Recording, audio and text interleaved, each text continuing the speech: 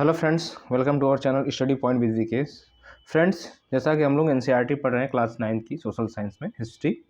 हम लोग उसमें फ्रेंच रेवोल्यूशन पढ़ रहे थे और हम लोगों ने यहाँ तक मतलब ये जो टॉपिक था 2.1 ये सब मतलब इसका जो था मैं एक्सप्लेन कर दिया था इसके बारे में यहाँ से लेकर, और मैं ये सब जो फिगर है ये सब और कॉन्स्टिट्यूशन ऑफ 1791 वेस्टेड पावर और मैं यहाँ तक मैंने एक्सप्लेन कर दिया था। ये सब एक्सप्लेन मैं कर दिया था, ठीक है। ये सब मैं एक्सप्लेन कर दिया था और मैंने कहा था कि जब नेक्स्ट वीडियो में मैं आऊँगा लेकर, तो उस वीडियो में हम लोग यहाँ तक ये क्लियर करेंगे। ये जो सोर्स बी है, ये सोर्स बी और ये जो सोर्स सी है, ये जो सोर्स सी, ठीक है, ये सब हम लोग क्या करेंगे, पढ़ेंगे। सोर्स सी पढ़ेंगे, ठीक है, सोर्स बी और सोर्स सी। उसके बाद ये जो रीडिंग पॉलिटिकल सिंबल है इसके बारे में हम लोग पढ़ेंगे, ठीक है। तो पहले इसको पढ़ते हैं क्योंकि क्वेश्चन इसमें से भी आता है। अगर कोई क्वेश्चन ऐसा हुआ तो इसमें पूछ लेगा कि जीन पॉल कौन था, ये इसने क्या लिखी थी, पेपर कौन सा चलाता था, ऐसे करके क्वेश्चन आता है, ठीक है। तो पहले हम लोग इस चीज़ को सोर्स भी और सोर्स से एक्सप्लेन करेंगे। उसके बाद जो आपका ये रीडिंग पॉलिटिकल सिंबल है इसके बारे में पढ़कर और हम इस चैप्टर को आज यहीं पे एंड कर देंगे और कल से थर्ड चैप्टर हम लोग पढ़ेंगे, French abolish monarchy and become a republic. Okay, तो हम लोग यहाँ पे स्टार्ट करते हैं, ठीक है। और यहाँ से स्टार्ट करते हैं सोर्स बी से। देखिए एक सेकेंड, देखिए सोर्स बी कह रहा है कि द रिवोल्यूशनरी जर्नलिस्ट ना, जो रिवोल्यूशनरी मीन्स होता है क्रांतिकारी ना, रिवोल्यूशन मीन्स होता है क्रांति, रिवोल्यूशन मीन्स क्रांतिकारी होता है और क्रांति होता है, और रिवोल्यूशनरी मीन्स होता है क्रांतिकारी। तो जो रिवोल्यूशनरी जर्नलिस्ट जो पत्रकार थे जीन पॉल, ठीक है, जीन पॉल मरा या मराठ जिसको बोलते हैं, ठीक है, कमेंटेड इन हिज न्यूज़पेपर, उन्होंने एक न्यूज़पेपर लिखा था या न्यूज़पेपर में था उनका, ठीक है, अपने अखबार में लिखा था कि एक जो न्यूज़पेपर का नाम था ला आमी द प्यूपिल, ठीक है, ला आमी द प्यूपिल पढ़ सकते हैं या पपल पढ़ सकते हैं एक तरह से इसको, ठीक है। इसको कहा जाता है the friend of the people, मतलब जनता का मित्र, ठीक है। इसका जो पेपर नाम था इसने फ्रेंच में लिखा था, इसका जो न्यूज़पेपर था लामी द प्यूपिल, ठीक है, और प्यूपिल था प्यूपले, ठीक है, the friend of the people इसको कहा गया, तो मतलब जनता का मित्र एक तरह से, ठीक है। मैं कहा इसने कि on the constitution drafted by the national assembly ना, जो नेशनल असेंबली द्वारा, ठीक है, जो नेशनल असेंबली द्वारा जो कॉन्स्टिट्यूशन ड्राफ्ट किया गया था, ड्राफ्ट बनाया गया था, उसके बारे में इसने अपना वो किया था, कमेंट किया था, उसके ऊपर टिप्पणी की थी, ठीक है, उस पर ये अपने बात रखा था।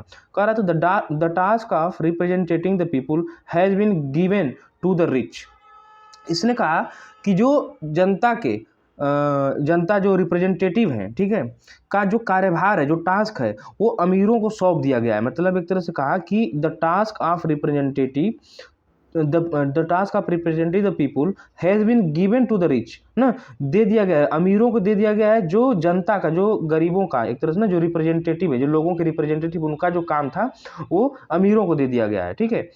The lot of the poor and oppress will never be improve by peaceful means alone ना, कह रहा है कि गरीब और जो एक तरह से ऑपरेस, दबे कुचले लोग जिसे बोलते हैं ना, शोषित लोग जिसको बोलते हैं ऑपरेस लोग की जो दशा है, केवल शांतिपूर्ण तरीके से ना, जो उनकी जो कंडीशन है, lot of the poor and oppressed will never be improve by peaceful means alone ना, मतलब वही कह रहा है कि जो गरीब है, जो ऑपरेस लोग हैं, उनकी जो कंडीशन है, जो दशा है, केवल शांति तरीके से कभी सुधर नहीं सकती ना। और जो गरीब लोग हैं उनकी दशा में कोई, आप सोचे कि शांति तरीके से हम उसको सुधार दें ना, जो दबे कुचले लोग हैं, तो ऐसा नहीं हो पाएगा, ठीक है।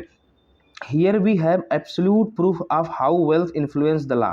ये कह रहा है कि मेरे पास यहाँ पे ये है कि मतलब एब्सोल्यूट प्रूफ है मेरे पास ना, संपूर्ण प्रूफ है कि जो धनाढ़ है, जो धन वर्ग है, जो रिच लोग हैं, जो कानून है ना, धन लोग, जो अमीर लोग होते हैं, उनके लिए जो कानून है वो कानून को कैसे प्रभावित करते हैं, जो ये बात कर रहा है कि अमीरों के लिए कानून कुछ नहीं है, एक तरह से वो कानून को प्रभावित कर सकते हैं, ठीक है। यही बात ये कह रहा है कि here we have absolute proof, हमारे यहाँ मैं इसका एब्सोल्यूट प्रूफ दे सकता हूँ कि how wealth influence the law, मतलब कैसा धन कैसे लॉ को प्रभावित कर सकता है ना, पैसा कैसे लॉ को प्रभावित कर सकता है। वही बात कर रहा है कि अमीर लोगों के लिए देखते हैं आप अपने देश में भी, अमीर लोगों को जल्द से जल्द सुनवाई हो जाती है, उनको जमानत मिल जाती है, लेकिन वही गरीब आदमी है तो उसको न जल्दी जमानत मिलता है ना उसका सुनवाई होता है केस में, ठीक है। तो वही बात ये कह रहा है।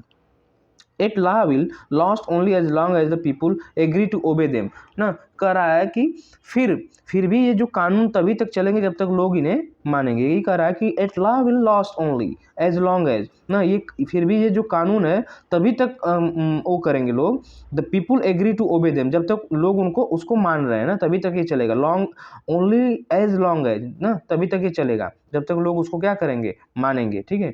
And when they have manage to cast off the yoke of the aristocrat they will do the same to the other owners of wealth. फिर कह रहा है कि जिस तरह उन्होंने कुलीन, मतलब कह रहा है कि एंड व्हेन, जिस तरह दे हैव मैनेज, जैसे कुलीन लोग जो पैसे वाले लोग हैं ना, कुलीन लोगों द्वारा जो ये लादा गया है, जो अमीरों के द्वारा जो लादा गया जो कानून है, मैनेज किया गया जो कानून है ना, एक तरह से जूते को उतार कर फेंक देते हैं। एक तरह से देखिए कह रहा है कि and when they have manage to cast off the yoke of aristocrat they will do the same to the other owner of wealth. यही बात कह रहा है कि जो अमीर लोग हैं ना, जिस तरह से कुलीन लोग द्वारा लादे गए जुए को उतार फेंका है, एक दिन वही हस अमीरों का करेंगे ना। एक तरह से वही बात कह रहा है कि जो कुलीन लोग, जो एरिस्टोक्रेट लोग हैं, जिस तरह उन लोगों ने जुए को उतार कर फेंका है ना, उसी तरह अमीरों का भी हश्र यही होगा। ठीक है। यही बातें कह रहा है कि they will do the same to the other owner of wealth, जिस तरह से उनके साथ भी वही होगा जो ऑनर ऑफ वेल्थ किए है ना, अमीरों के साथ भी हम वही करेंगे। यही बातें कह रहा है कि ये जो कानून बना है ये तभी तक मान्य होंगे जब तक लोग इन्हें मानेंगे। जिस तरह से उन्होंने कुलीनों द्वारा जो लादे गए जुए को उतार फेंका ना, जो अमीरों द्वारा जो लगाया गया टैक्स था उसको उतार फेंका, उसी तरह क्या होगा, एक दिन अमीरों का भी वही असर करेंगे। ठीक है। सोर्स कहा है an extract from the newspaper लॉमी द प्यूपले ना, ये सोर्स कहाँ से लिया गया है, न्यूज़पेपर था, किसके द्वारा, जीन पॉल द्वारा लिखा गया। ठीक है। लॉमी ड्यू प्यूपले द्वारा, the friend of the people, जो इसका मतलब है। ठीक है। अब हम लोग पढ़ेंगे सोर्स नंबर सी। ठीक है। सोर्स नंबर सी पढ़ेंगे। सोर्स नंबर सी में कहा है बात कि जो है the declaration of right of man and citizen, ये जो मैन है, आदमी और नागरिक ना, पुरुष और सिटीजन नागरिक जो है, उनके जो अधिकार है उसका घोषणा, डिक्लेरेशन, ये वही बात कह रहा है इसमें। तो कह रहा है क्या कि man are born and remain free and equal rights. आदमी क्या है, स्वतंत्र पैदा हुआ है, जन्म से पैदा हुआ है ना, स्वतंत्र पैदा हुआ है और स्वतंत्र रहते हैं, और उनके लिए जो अधिकार है, जो राइट्स हैं, वो क्या होंगे, इक्वल होंगे। यही कह रहा है कि man are born and remain free, men are born and remain free, आदमी पैदा भी फ्री हुआ है और फ्री रहेगा भी ना, और उसके जो राइट्स हैं वो क्या होंगे, इक्वल होंगे। ठीक है। दूसरा कह रहा है the aim of every political association is the preservation of the natural and inalienable rights of man, these are liberty, property, security and resistance to oppression. कह रहा है कि aim of every political association, हर उस राजनीतिक जो political association है उसका एक काम होना चाहिए कि जो इनलाइबल है ना, नेचुरल चीज़ है, इनलाइबल चीज़ है ना, उसको प्रिजर्व करे, राइट्स ऑफ मैन का अधिकारों को प्रिजर्व करे। दीज आर, जैसे जो क्या है, मैन के राइट्स क्या है, लिबर्टी है, स्वतंत्रता है, जैसे लिबर्टी को हम फ्रीडम से यहाँ से कहेंगे, प्रॉपर्टी उसकी संपत्ति को, सिक्योरिटी उसको सुरक्षा दें, रेजिस्टेंस टू ऑपरेशन ना, और जो उनको शोषण हो रहा है उनका ना, जो जिसको ऑपरेस किया जा रहा है उससे क्या करें, उसको बचाए रखें। ठीक है। उन सब चीज़ों को बनाए रखें। ये सेकेंड नंबर सोर्स कह रहा है। ठीक है। थर्ड सोर्स कह रहा है the source of all sovereignty resides in the nation, no group or individual may exercise authority that does not come from the people. कह रहा है कि the source of all sovereignty, ठीक है, समग्र मतलब सभी संप्रभुता का स्रोत राज्य में निहित है। मतलब कह रहा है कि the source of all sovereignty, sovereignty मतलब होता है ना, जैसे कि सॉवरेनिटी ये बता रहा है, सॉवरेनिटी मतलब ये होता है कि आपके ऊपर ना किसी का कानून नहीं चलेगा, आप अपना निर्णय लेने में स्वतंत्र हैं। जैसे सपोज करिए कि मान लीजिए कोई फैमिली है, तो ये फैमिली का जो भी मैटर है, ठीक है, इस फैमिली का हेड होगा जो, या फैमिली के लोग होंगे, यही अपना डिसाइड करेंगे। इसमें कोई तीसरा मेंबर जो आउट ऑफ फैमिली वो इसका निर्णय नहीं बदल सकता है, नहीं इसके अनुसार ये फैमिली काम करेगी। इसको ये तो ये बोलेगा कि मैं सॉवरेनिटी, हम लोग सॉवरेनिटी है ना, एक तरह से इनकी जो फैमिली वो क्या है, सॉवरेन फैमिली है। मतलब ये अपना डिसीजन, अपने परिवार का जो डिसीजन है खुद ये लोग लेंगे कि बाहर कैसा किसी से कैसा संबंध बनाना है या किसी से कैसा संबंध तोड़ना है, जो भी डिसीजन होगा इनके घर का मामला, अंदर का जो मामला होगा और बाहर का मामला होगा, ये लोग खुद देखेंगे। ऐसा नहीं कि इनको कोई तीसरा व्यक्ति आकर कहेगा कि नहीं आप ऐसे करिए अपने घर में या बाहर ऐसे करिए, ठीक है। तो इसको बोलते हैं सॉवरेंटी, ठीक है। तो यही कह रहा है कि जितनी भी सॉवरेंटी, ऑल सॉवरेंटी जो है वो आपके कंट्री नेशन में होनी चाहिए ना। मतलब आपकी जो संप्रभुता है, जैसे हमारा इंडिया है, इसकी जो भी मैटर होंगे, इंटरनली मैटर हो या एक्सटर्नली मैटर हो, वो क्या करेगा, सिर्फ इंडिया देखेगा ना। इसमें कोई दूसरा देश, बाहरी देश नहीं आकर कहेगा कि नहीं आप इसके साथ ये रिलेशन बनाइए, इस देश के साथ ऐसा रिलेशन बनाइए, ऐसा नहीं कहेगा और अपने देश में ऐसा काम करिए ना। ये इंडिया खुद अपना डिसीजन करेगा, चाहे वो एक्सटर्नली डिसीजन हो या बाहरी ना। यही कह रहा है कि कोई भी समूह, लिखा है ना कि नो ग्रुप आर इंडिविजुअल, कोई भी समूह जो ग्रुप हो या व्यक्ति ऐसा अनाधिकार प्रयोग नहीं करेगा जिससे जनता की सत्ता की स्वीकृति न मिले ना। वही कह रहा है कि इंडिविजुअल में एक्सरसाइज अथॉरिटी ना, नो ग्रुप आर इंडिविजुअल, कोई भी ऐसा ग्रुप या कोई भी व्यक्ति ऐसा काम नहीं करेगा that does not come from the people ना, जो जनता के हित के लिए ना हो ना, जनता के अधिकार का विरोध करता हो, ऐसी ये बात कर रहा है जिसकी उसकी स्वीकृति न मिले।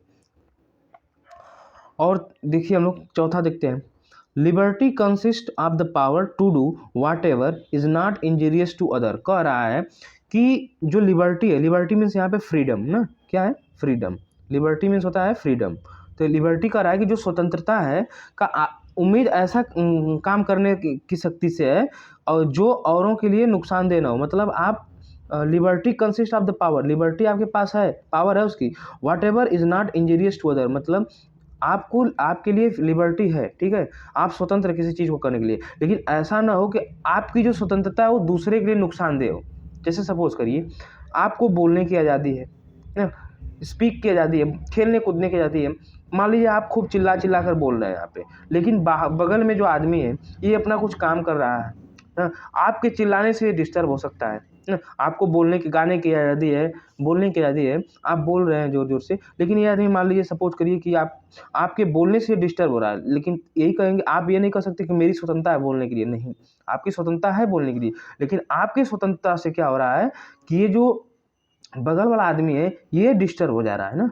तो यही कह रहा है कि लिबर्टी का मतलब ये नहीं कि आप उस तरह से लिबर्टी पाइए कि जिससे आपकी लिबर्टी से दूसरे को नुकसान हो ना। आपको लिबर्टी है, आपको फ्रीडम है बोलने की, ठीक है। वही बात कर रहा है कि liberty consist of the power to do whatever is not injurious to other, जो दूसरे के लिए हानिकारक ना हो ना। आपकी स्वतंत्रता, आपकी पावर है, लेकिन ऐसा करिए दूसरे के लिए इंजीरियस ना हो, ठीक है। पांचवा कर रहा है, the law has the right to forbid only action that are injurious to society ना।